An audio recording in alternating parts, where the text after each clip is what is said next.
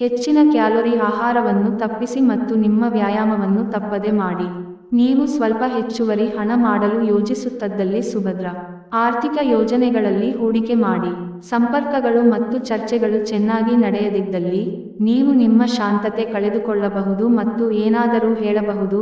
ನಂತರ ನೀವು ಇವುಗಳ ಬಗ್ಗೆ ವಿಷಾದಿಸುತ್ತೀರಿ. ಮಾತನಾಡುವ ಮೊದಲು ಯೋಚಿಸಿ.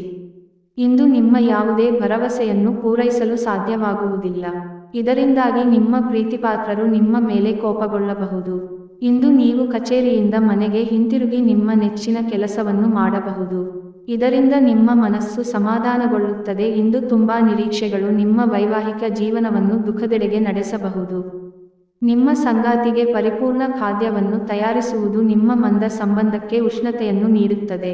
ಉಪಾಯ: ಉತ್ತಮ ಕುಟುಂಬ ಜೀವನಕ್ಕಾಗಿ ಕಪ್ಪು ಎಳ್ಳು, ಕಪ್ಪು ಸಾಸಿವೆ ಬೀಜಗಳನ್ನು ಸ್ನಾನದ ನೀರಿನಲ್ಲಿ ಹಾಕಿ ಸ್ನಾನ ಮಾಡುವುದರಿಂದ ಕುಟುಂಬ ಜೀವನ ಉತ್ತಮವಾಗುತ್ತದೆ.